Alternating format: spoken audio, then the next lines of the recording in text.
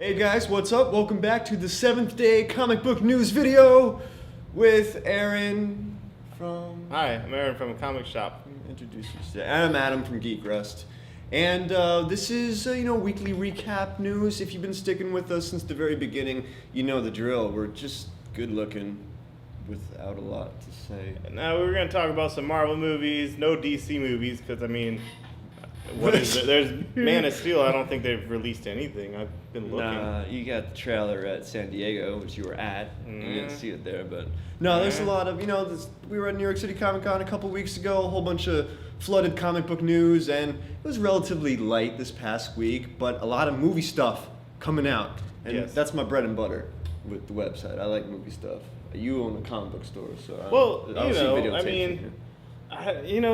was just thinking about this. It's like, Marvel only has control of some of their characters, and then other studios have control of other characters. Right. And that's good for the fans because now you get all these movies out all the time. Yeah, right. Whereas DC, they're in control of, Warner Brothers is Warner Brothers.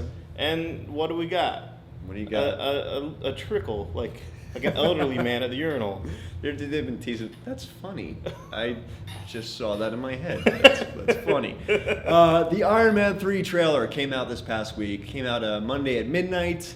And wow, this it looks cool. I mean, this is the first real trailer that we've seen from the movie. They were releasing like these little teaser snippets in the days before. But cool thing to mention, it was released on YouTube. The Avengers trailer, when it was posted, and this was back in February, it has 37 million views now. Mm-hmm. The Iron Man trailer, which, like I said, came out Monday at midnight, has 32 million views right now. Wow. So clearly people are tapping in, interested, and it just looks awesome. It looks so good. This is directed by Shane Black instead of Jon Favreau. And, the whole Extremis storyline, they've been hinted. Extremis was and they're going awesome. Back to Extremis in the new Marvel Now Iron Man. I already read the first issue of that, and it's all Extremis. Is it really? Yeah. I read the Ultimate Iron Man that just came out this past week, and you could tell they're throwing in Mandarin, so Marvel knows what they do when they have their movies out and the new books coming out. They twist everything. Yeah, they like to have the graphic novel out when the movie hits. Yeah. So. They know how to make a dollar. But that Mandarin thing with the rings is like, Yeah, Ben Kingsley is the Mandarin. It looks awesome, and they didn't really show much, but if you know the Extremis storyline and everything, you see all these armors, like Tony and Pepper Potts are in bed, and armor's grabbing her. Did you even watch the trailer? Yeah, I watched the trailer. Of course I watched the trailer. Yeah. I'm trying to think of is that like Iron Patriot armor going to be Extremis armor? I mean, does the government get control of the, Well, they said, some fan picked out that Rhodey is the dude wearing the, Patriot armor. And I gotta tell people to shut up about the whole Iron Patriot thing. I'm sorry about that, but everyone's like, dude, it's not Norman Osborn, it's not, stop getting carried away with it. Yeah, it's not him, but you can see they got the influence from, that suit and that story, not the storyline, but the aesthetic. Of course. Of the armor. So and just Iron Patriot sounds cool, It sounds cool. Patriot. You got Captain America and then you got the colored armor. It looks cool. Stop complaining about it. And I'm sorry, because I get a lot of people, griping about that, but it's not Norman.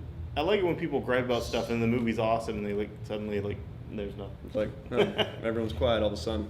And another movie news, and like you said, this is not Marvel per se, but 20th Century Fox. They released the first official still of the Wolverine with Hugh Jackman returning as Wolverine. This is like his 6th time appearing on the big screen. I'm already seeing people on the web. They're already like, all right, enough with Hugh Jackman and Wolverine. I mean, Wolverine's pretty played out. Well, in the sense that he's in everything.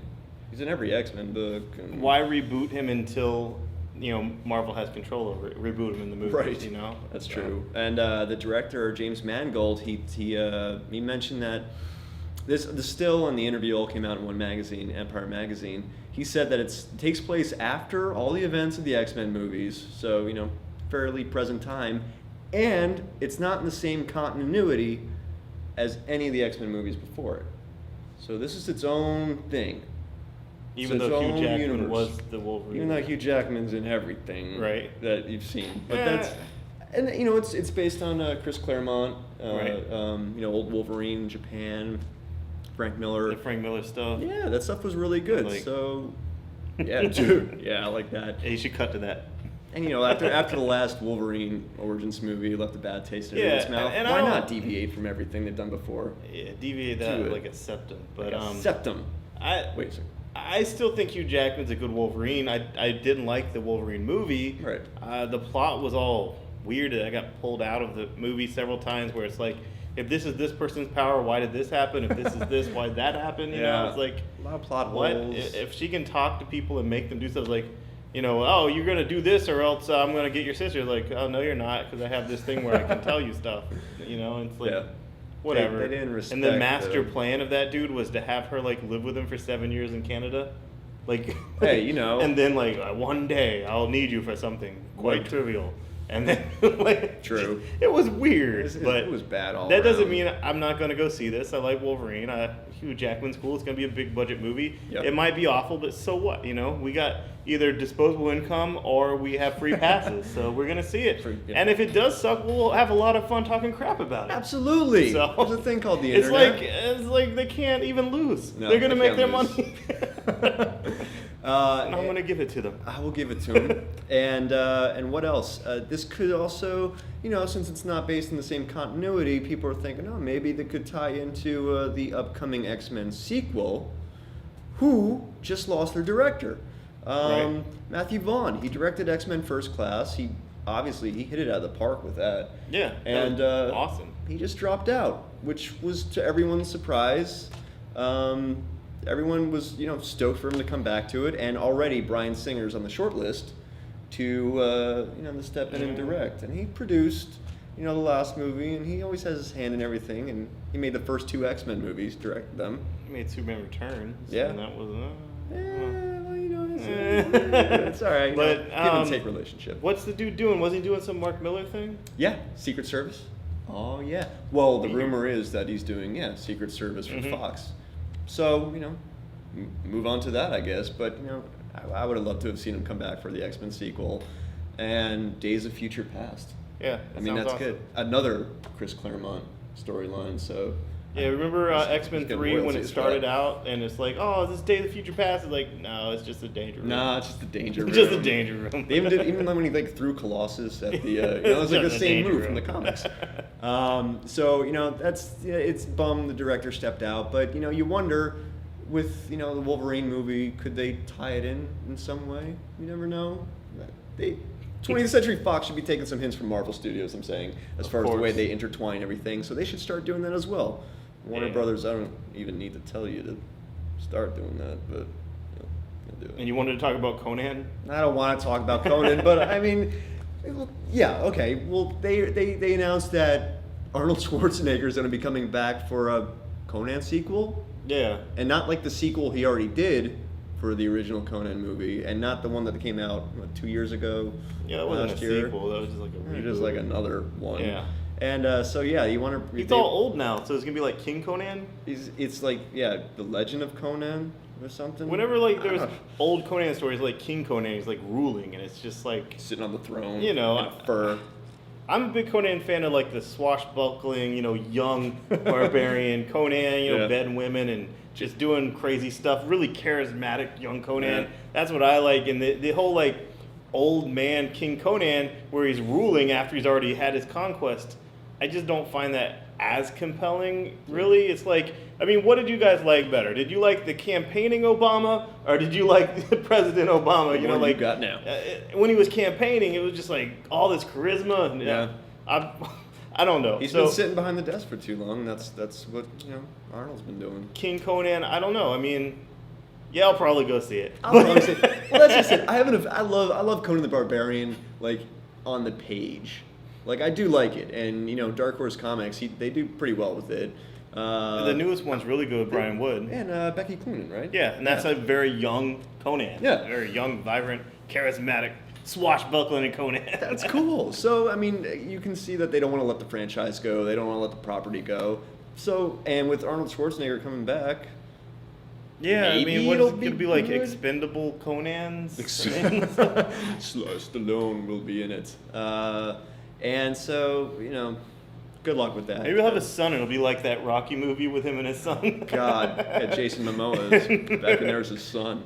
He's like, no, don't keep being a barbarian. You're going to embarrass yourself, Dad. And he's like, no, you don't understand. There's a whole, plot twist with the nanny and everything, Right. You can see it happening. And comic book news, like I said, There's it was kind a little of bit of comic book news, but it's not really stuff the publishers have been pushing. It's just been they don't stuff want to that talk about happens. this. Yeah, we noticed. Dan Slott on Twitter, he messaged Ryan Stegman publicly, and he dropped a little something. Now, we're going to spoil something here, all right? So if you don't want to know about this internet it's not buzz, really necessarily a spoiler because we don't know. Dan Slott has been making it so he's keeping everything so close vest. Everyone has Absolutely. the non-disclosure. At New York Comic Con, it didn't get out. Not a peep of it got out. And Rich Johnson from Bleeding Cool, the rumor site, was in New York. He couldn't get it. It wasn't coming out. Right. So either Dan Slott severely screwed up, thinking he sent a direct message to Stegman, and it really wasn't a direct message. It was a tweet, which can't happen. I mean, especially if you're on your phone. Plenty of times. And like those. Who's that chick from Scott Pilgrim that sent a picture of her titties and then it's like, oh, whoops, I sent it to all my fans and not just my boyfriend. Ooh. Yeah, that happens. That happens. But I did it. anyway, you're gonna tell him what he said. He said, and then the tweet was deleted, which added to the allure of it. He's like, oh, Ryan, you got to change something on page 19. Miguel could use something else with something. He could do this with this because he has different powers than Peter. The key word was Miguel. Miguel is Miguel O'Hara. Spider-Man 2099. Superior Spider-Man, Miguel O'Hara. That's the dots that are being connected. It could be time travel. It could be an ancestor of his. It could be, but not a wildly successful character. it has a cult following. It was in that video game. Right. That was cool. I mean, it looks cool. But here's my dilemma.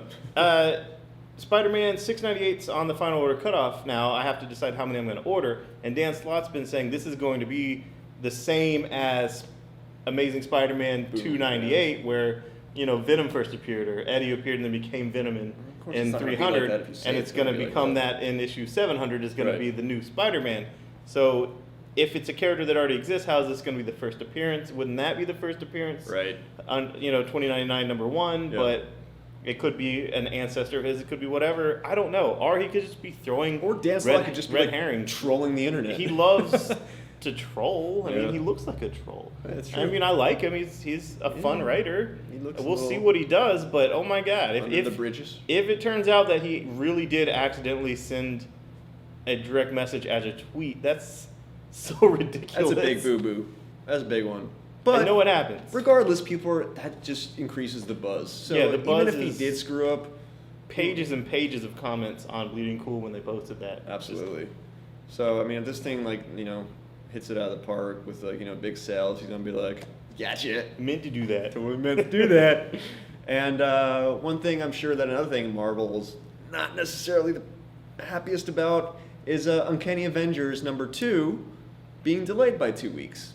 By 2 weeks. And, it's John Cassidy's art. I mean, I can't think of anything else. I mean, I love his art. I'm sure he's a great guy, but, we remember how late books were of his, like Planetary and Astonishing X-Men. And, but here's the thing. A friend of mine who owns a store in Melbourne, he said that he was on the conference call with Marvel, for Marvel Now, months ago, and they brought up that you have these artists like Tony Moore and John Cassaday who are very late. Yeah. How much ahead are you to make sure that this all ships on time, that all the trains are going to run out on time when we're taking these big risks with high numbers and you're doing this marketing and then it doesn't come out? And they said, David Gabriel of Marvel said, although they have a few issues in the can and they'll probably do a 4-issue arc and then another artist will do a few issues and they'll come back and do a few issues. But when it's the second issue, the flagship title, the launch title of the big Marvel Now launch. We're talking about Uncanny Avengers, and it's big. For me, I ordered so heavy on it because I love Rick Remender. It was a great book, and I got extra discounts and I got like crazy variants, and but I ordered way more than I could possibly sell. Right. And my plan was to put stickers on them for my store and walk them over to the Full Sail College across the street and give them out when I have issue 2, so those people can come across the street and buy issue 2, like Pied Piper type thing. Right. But I can't because 2 is not here. The 2's not here. It's not here. You know, and they have a short attention span over there. They're not going to remember. Like that. And I want to be like, walk across the street right now.